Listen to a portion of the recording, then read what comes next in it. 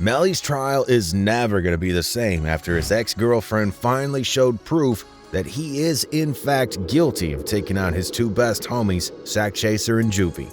We've seen some new evidence come up in the courtroom, and as it turns out, things are not looking good for Melly, as he will most likely be found guilty. YNW Melly, aka Jamel Maurice Demons, was born on May 1st, 1999. Melly comes from Gifford, Florida. That's where he grew up and started doing his thing with music. But let me tell you, Melly ain't just about spitting rhymes. He's got some serious vocal skills and can write killer songs too. Melly dropped some sick tracks during his career. He made hits like Murder on My Mind, Mixed Personalities, Suicidal, and 223s. These are the tracks that made him famous and noticed all over the world. Melly knows how to bring the heat with his music. Back in 2015, when Melly was just a 16-year-old kid, he made some headlines for all the wrong reasons. He got caught up in some serious trouble, facing charges for 3 counts of aggravated assault and shooting near a high school in Gifford. The media had a field day with him, and it was definitely not a good look. While he was sitting in jail, Melly had a lot of inspiring ideas come to his mind. So during that time, he wrote music, and that's also when he wrote his most famous track, Murder on My Mind. Melly found a way to turn his negative experience of being incarcerated into poetry. A few years later, it's already Melly's 18th birthday. He went on Facebook to show some love to his fans and apologize for his past actions. It's like he's grown and learned from his mistakes, trying to make things right with the world. I'm sorry to all my fans. I'll be locked up on the Level 6 program for 6 months. I was sentenced on my 18th birthday, May 1st, 2017. Because of my negative music. Let me tell you, things just haven't been the same since. So as you all know by now, Melly's caught up in some deep trouble. He stands accused of some serious charges, and the state claims that he was involved in the murders of 2 dudes named Anthony Williams, aka YNW Sakchaser, Christopher Thomas, also known as YNW Juvy. It all went down in South Florida on October 26, 2018. Naturally, Melly's denying those first-degree murder charges for taking out Juvy and Sakchaser. These 2 guys were just trying to make it big in the rap game just like Melly. If you ask the investigators, after Melly took out his friends, he tried to make it look like some drive-by action with a Jeep. They're saying his boy YNW Bortland, aka Cortland Henry, was in on it, helping Melly stage the whole crime scene. All 4 of them were rolling together in the whip coming back from a recording session. At least, that's what the official sources said. Prosecutors claim Melly was posted up in the back left passenger seat, with Bortland behind the wheel, calling the shots. In May of 2020, the judge decided to let Bortland off the hook by granting him a $180,000 bond and putting him on house arrest. He had already spent more than a year in Broward County Jail, facing charges of premeditated murder and being an accessory after the fact. It's said that Henry was the one who drove the 2 victims to Memorial Hospital Miramar's emergency entrance, but sadly, they had already succumbed to their gunshot wounds. Tanya Ruse, the spokesperson for Miramar Police, confirmed that the victims arrived at the hospital deceased. Melly pleaded not guilty to those fatal shootings. He took to Twitter and poured out his emotions, paying tribute to Sak and Juvy while expressing his anger towards the individuals responsible for their deaths. You could feel his frustration and his burning desire to see justice served, whether that means they face severe consequences or end up behind bars. In the midst of all this drama, Melly faced yet another challenge. In April of 2020, he reached out to Kanye West on Twitter. Turns out, Melly contracted COVID-19 while in prison and was desperate to be released. He hoped to be placed under house arrest, but unfortunately, his request was denied by the authorities. Melly's lawyer, Bradford Cohen, fought tooth and nail for his client's release. He argued that Melly's life was in danger due to inadequate health care in prison, highlighting the risky conditions he was subjected to. However, the situation wasn't straightforward. The families of the alleged murder victims had a different perspective. They opposed Melly's release, concerned about potential threats not only to themselves but also to other witnesses involved in the case. The prosecutors didn't hold back when they went after Melly. They were like, let's hit him with the death penalty and also label him as a gang member. They were going all out, no holding back. The state claimed that there was no moral or legal justification for what went down. According to them, it was all premeditated and done with precise calculation. The prosecutors were super confident that they had solid evidence to prove beyond a shadow of a doubt that these killings were messed up. They said that it was straight up cruel and that their angle was all about that cold hard cash. You can dig into the court documents to get the full story. In July 2022, it seemed like Melly might catch a break when Judge Andrew Siegel called out the prosecutors. He said Melly and his lawyers weren't properly informed about the death penalty. It looked like a glimmer of hope for him. But in November of that same year, the appeals court came in and flipped the script on him. They were like, nah, Melly knew about those charges back in 2019. They shut down that hope real quick. According to the court, they basically said, notice is notice. End of story. This is some seriously intense stuff. Melly could be facing the death penalty if the verdict goes against him. This is nothing to play with. But here's the deal. The final decision lies with the Florida Supreme Court.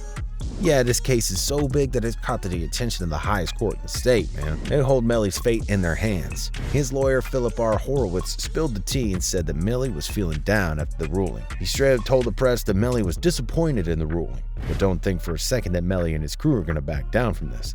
They're all ready to go all in and present their case in front of the court.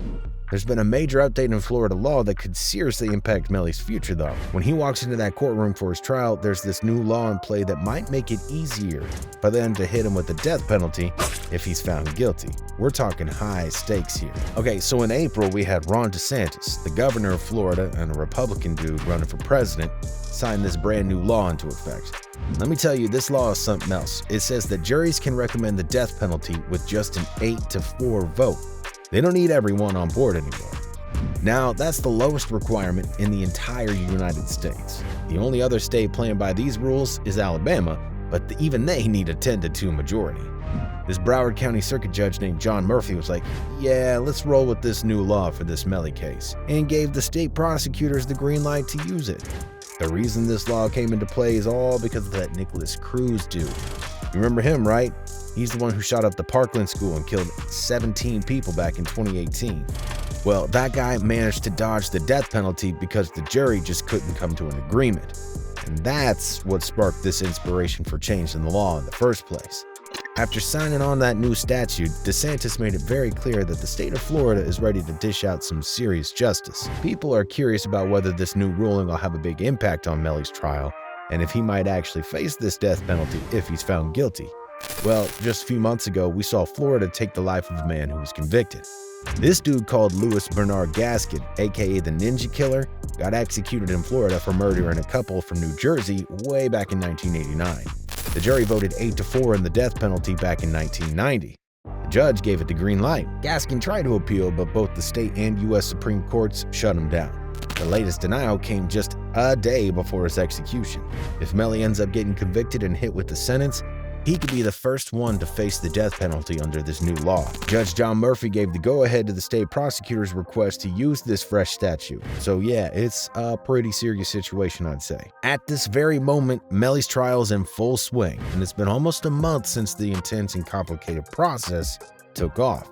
We witnessed a ton of stuff going down in the courtroom, and it's been a real battle between the state and Melly's defense. Now, let's check out some of the key evidence that the prosecutors have brought forward so far. The investigators managed to get their hands on surveillance footage that showed both victims, Henry and Melly, at the recording studio before the shooting went down. Get this, detectives are saying that the blood splatter evidence and cell phone data prove that all four of them were hanging out together on the night of the murders. Jurors even got a peek inside the vehicle where Sak and Juvy were supposedly shot. The puzzle pieces are all starting to fit together, and it's a crucial stage in the state's case against Melly. The evidence got incredibly detailed. Jurors had a front row seat to the back seat of that car, and it was a chilling sight. Bloodstains covered every inch of the seats in the center console. Prosecutors didn't hold back. They presented the victim's clothes, soaked in blood and pierced with bullet holes. It was like a scene ripped straight out of a gritty crime flick or something like that. On top of that, there's surveillance footage capturing the aftermath in front of the hospital following the alleged drive-by. The video shows Bortland pulling up to Memorial Hospital Miramar with YNW Juvy and Sakchaser in his ride. It's some seriously intense stuff to witness. Witnesses took the stand and testified that Juvy and Sakchaser had already passed away. They didn't make it to the hospital alive. It was a very somber and unsettling scene. The first responders treated it as a major crime scene, sealing off the area and taking all necessary precautions. The prosecutors didn't stop there. They presented additional surveillance footage that placed Melly right there with both victims before the shooting occurred. It's some solid evidence they got too. But wait, there's more. Jurors also had the opportunity to hear ballistic testimony from crime scene investigators. These experts provided a visual breakdown of how the bullets traveled inside the vehicle. They meticulously laid out the trajectory of the bullets, making sure every aspect was covered. The attention to detail was spot on, creating a compelling and vivid picture of what happened. It was all about presenting a thorough and convincing case. Another piece of evidence that the prosecutor insisted on were Melly's text messages. These texts were supposedly going back and forth between YNW Melly and his own mom, and get this, they were from months before Juvy and Sakchaser got killed. In those messages, Melly straight up asked his mom to get him a gun back in August 2018. This was just a couple of months before the murders went down in October of 2018. Some serious stuff they're bringing up in court. He was like, yo, give me a Glock ASAP, like right now. I ain't trying to mess with no illegal stuff though. According to the prosecution, Melly wanted that gun because there was some beef going on between YNW Sakchaser's mom and sister. But here's the twist. We're not even sure if Melly was directly involved in the drama or if he just wanted the gun to help out those people in dispute. Now, the defense is coming in strong, saying those texts weren't even from Melly's phone. They're also arguing that the gun used in the murders wasn't his. In those texts, though, Melly mentioned settling for a Glock 40 or 19. But who knows if he actually got his hands on either of those guns if it was all just talk. So yeah, the defense might be feeling a bit down with this latest testimony, but don't count Melly out just yet. He's been scoring some victories too. Turns out that the prosecution made a very big mistake by not sharing a second forensics report. And the judge was like, nah, that info ain't gonna fly in this trial. That's a small win for Melly's team. Now let's talk about what went down in the courtroom during Melly's trial in regards to his ex. In the third week of the trial, we saw and heard the state and Melly's defense go back and forth presenting some compelling evidence. We got Christopher Barris, the attorney of Melly's ex-girlfriend, and her mother on the roster. Believe it or not, he's got some strong words about the prosecution and law enforcement. The attorney explained how he got involved in the case after the previous attorney was threatened by the prosecution for not revealing the whereabouts of his clients.